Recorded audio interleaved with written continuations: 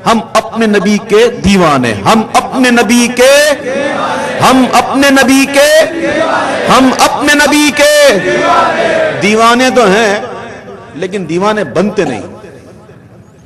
بھائیو، جس نبی کے دیوانے بننے کا ہم دعویٰ کرتے نا، وہی آقا، وہی کریم آقا کیا فرماتے ہیں پتہ ہے؟ وہ فرماتے ہیں نماز میری آنکھوں کی ٹھنڈک ہے۔ کیا فرماتے ہیں؟ نماز میری آنکھوں کی۔ اب خود اپنے آپ سے پوچھو کہ 5 وقت میں حضور کی آنکھوں کو ٹھنڈک پہنچاتا ہوں کہ تکلیف؟ نعت خوانی کرو، جلسے کرو، جلوس نکالو، چراغاں کرو، کوئی منع نہیں کرتا، منع کرے تو ہم رکیں گے بھی نہیں، لیکن نماز پہلے۔ میں چاہوں گا کہ اس عظیم الشان جلسے میں، کہ میں نے شاید حیدرآباد دکن کے بعد یہ دوسرا موقع ہے جو میں کہتا ہوں سب سے بڑا جلسہ ہے، یعنی کہ اس سے بڑا جلسہ میں نے اپنی لائف میں کبھی نہیں دیکھا، اور جو بات ہو اس کو ماننی چاہیے، ٹھیک ہے؟ اندھا کہے کہ سورج نہیں ہے تو ہم کہتے تو اندھا ہے، وہ تو ہے، تو سورج ہے تو مان، تو ہے۔ اتنا بڑا جلسہ ہے ماشاءاللہ، اور میں چاہتا ہوں اتنا بڑا جلسہ ہے نا، اتنی ہی زیادہ اونچی آواز میں ہاتھ کو اٹھا کر نہ لگائیں کہ انشاءاللہ آج کے بعد میری کوئی نماز قضا نہیں ہوگی۔ اللہ تعالیٰ آپ کو خوش رکھے، اور میرے بھائیوں اس وعدے پر اور اس ارادے پر قائم رہنا۔ 5 وقت کی نماز، جب مؤذن کہے نا الصلاۃ خیر من النوم، تو تکیوں کو اور غلاف کو پھینک دینا ہے۔ یہ وعدہ کرو آج، ایک مرتبہ پھر غازی ملت کے سامنے ان سے ارادہ کرواتا ہوں، کہو آج کے بعد انشاءاللہ ہماری کوئی نماز قضا نہیں ہوگی، انشاءاللہ۔ یہ ہوئی نا بات۔ حضور کے علم غیب پہ بات کرنے والا کوئی آئے، ہمارے علماء سلامت ہے، جواب دیں گے۔ حضور کے اختیار پر بات کرنے کے لیے کوئی آئے، ہمارے علماء سلامت ہیں، جواب دیں گے۔ حضور کے کمالات کا منکر کوئی آ جائے، ہمارے علماء سلامت ہیں، جواب دیں گے۔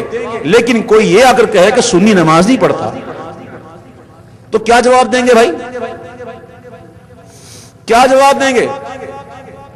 اس لیے میرے بھائیوں آج سے یہ عہد کر لیں کہ انشاءاللہ مسجدوں کو آباد کریں گے، ٹھیک ہے؟ اور میرے ساتھ مل کر اس کلام کو پڑھیے۔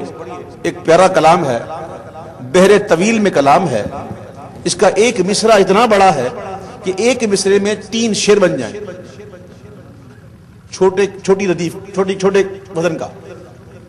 ایک مصرے میں بن جائے کتنے؟ اور 2 مصروں میں کتنے؟ 6 شعر، یعنی 6 شعر کا ایک کلام ہوتا ہے بھائی۔ یہ اتنا بحر طویل ہے، اس کو سنیے گا اور سمجھیے گا کہ شاعر نے پیغام کیا دیا۔ شاعر کہتا ہے، ہاں عشق کے رنگ میں رنگ جاؤ میرے یار،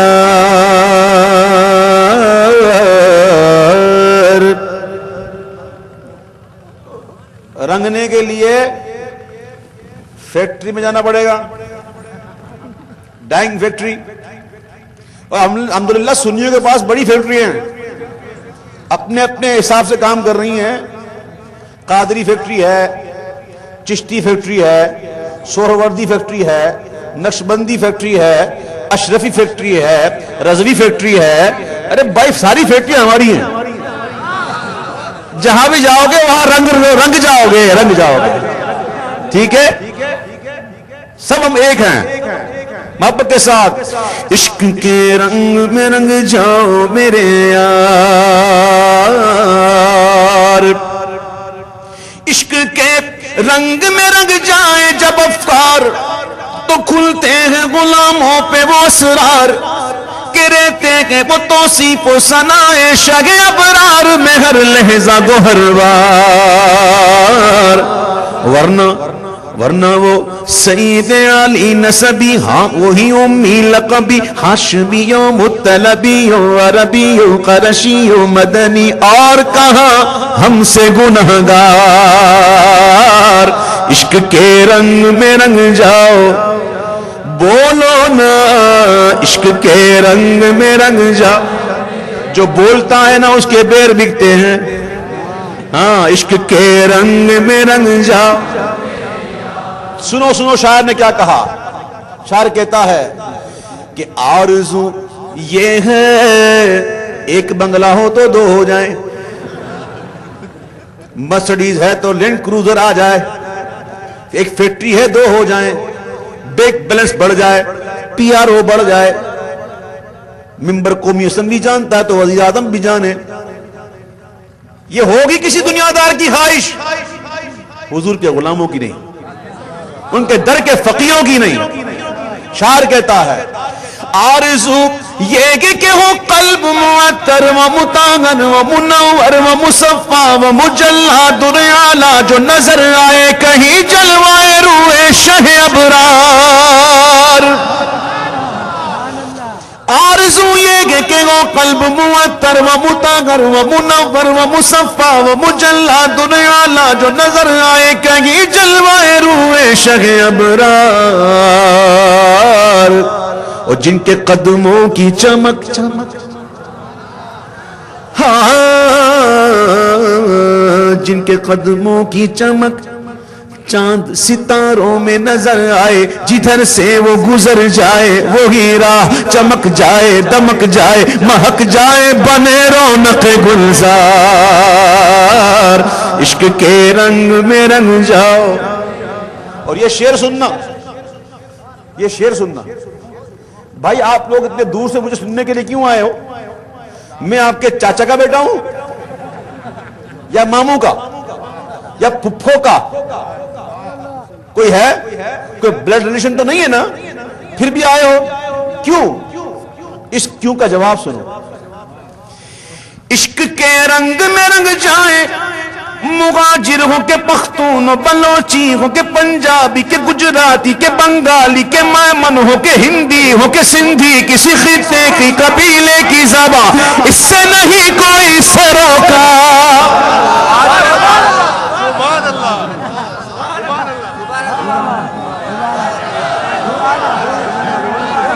عشق کے رنگ میں رنگ جائے، مغاجر ہو کے پختون و بلوچی ہو کے پنجابی کے گجراتی کے بنگالی کے میمن ہو کے ہندی ہو کے سندھی، کسی خطے کی قبیلے کی زبان اس سے نہیں کوئی سروکار۔ جامہ عشق محمد جو پہن لیتا ہے، ہر خار کو وہ پھول بنا لیتا ہے، دنیا کو جھکا لیتا ہے، کرتا ہے زمانے کو محبت کا شکار۔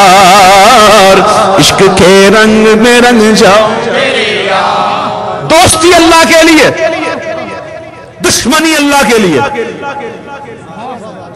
مومن دوستی کرتا ہے اللہ کے لیے، دشمنی کرتا ہے اللہ کے لیے، اپنی ذات کے لیے نہیں۔ مومن دوستی کرتا ہے کہو، دشمنی کرتا ہے کہو۔ شاعر نے کیا درس دیا؟ یہ صرف سمجھانے کے لیے، کرنا نہیں، مار پڑے گی۔ شاعر کہتا ہے کہ یہ مہاجر کی ہے صف، اور یہ پنجابی کی، پختون کی، سندھی کی، بلوچی کی، جدا پڑھ کے دکھاؤ تو کسی شہر کی مسجد میں کبھی ایسی نماز۔ اس شہر کی جامع مسجد کون سی ہے بھائی؟ مسجد، ہاں مسجد، ہاں سمجھے نہیں سمجھے؟ اور مسجد کی تعریف خبر ہے کیا؟ جس کی بنیاد تقوی پرہیزگاری پر، اللہ اس کے محبوب کی بنیاد محبت پر کی گئی ہو۔ میں نہیں کہہ رہا، قرآن کہہ رہا، وہی مسجد ہے۔ اور جس کی بنیاد میں اللہ رسول کی محبت شامل نہیں، حضور نے کہا جلا دو، وہ مسجد ہے ہی نہیں۔ سمجھ میں آئی بات؟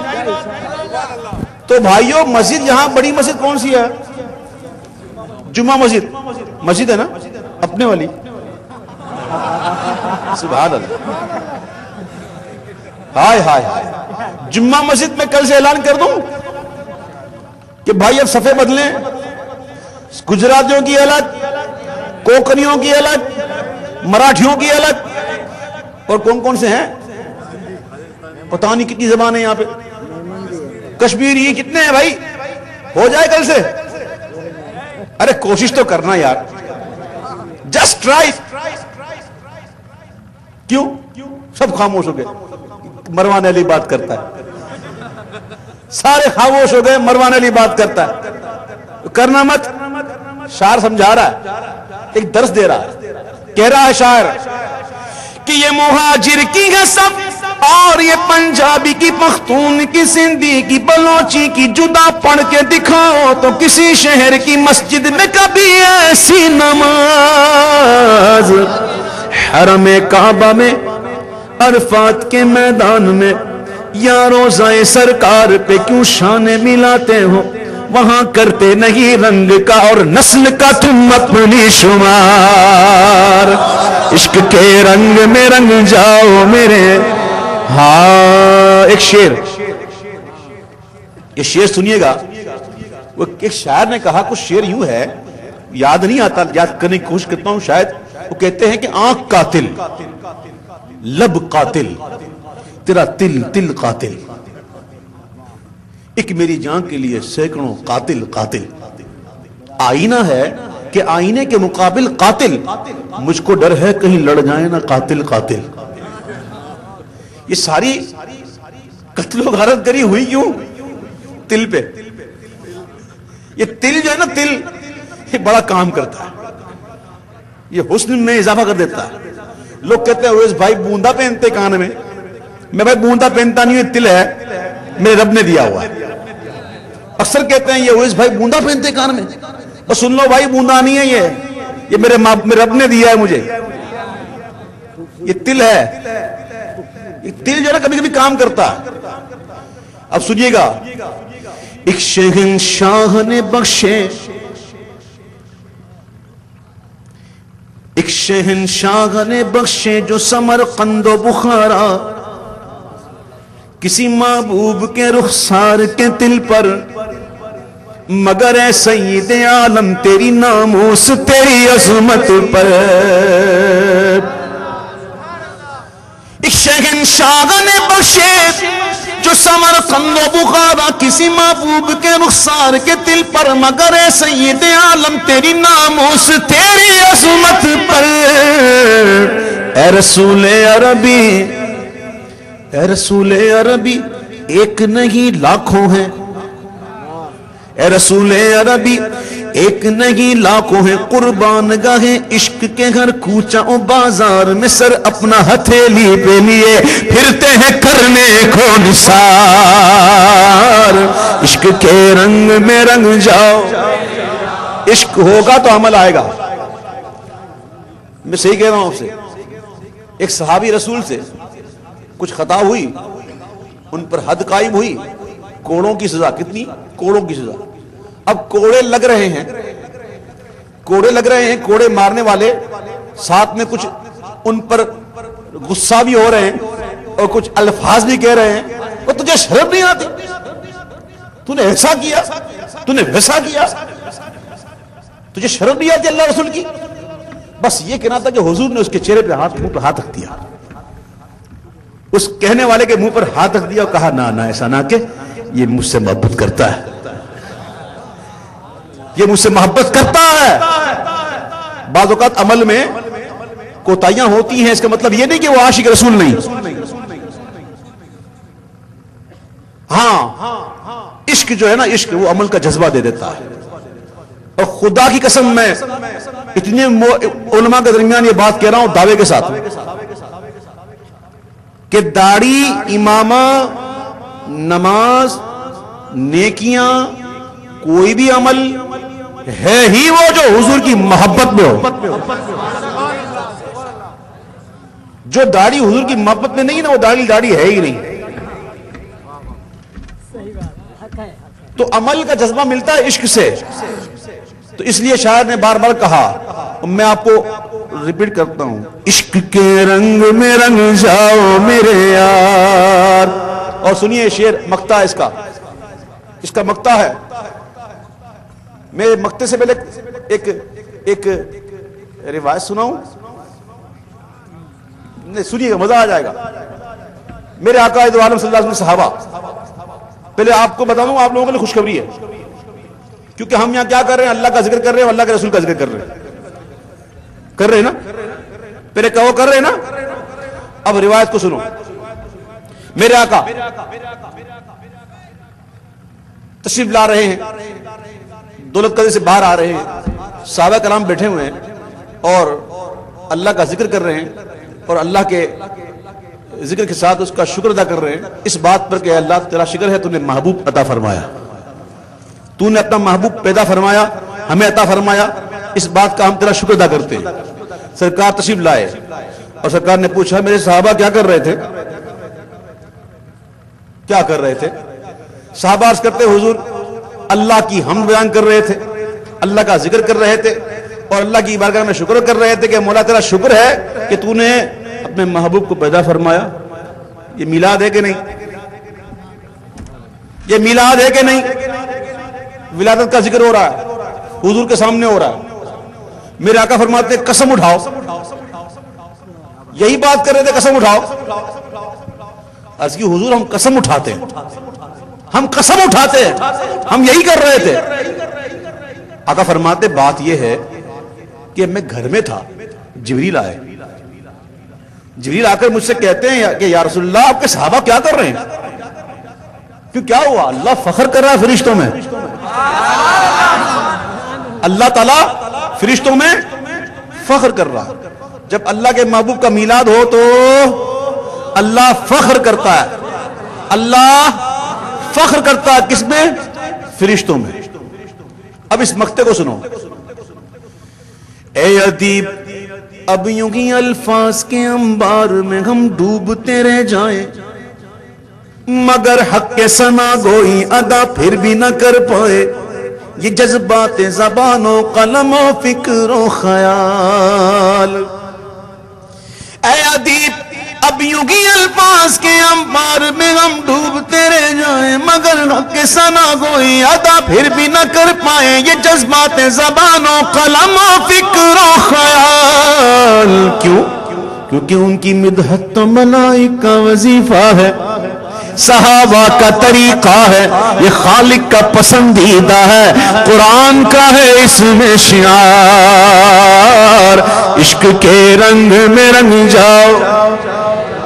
انشاءاللہ باقی کل ہوگا، لیکن جاتے جاتے ایسے نہیں چھوڑوں گا.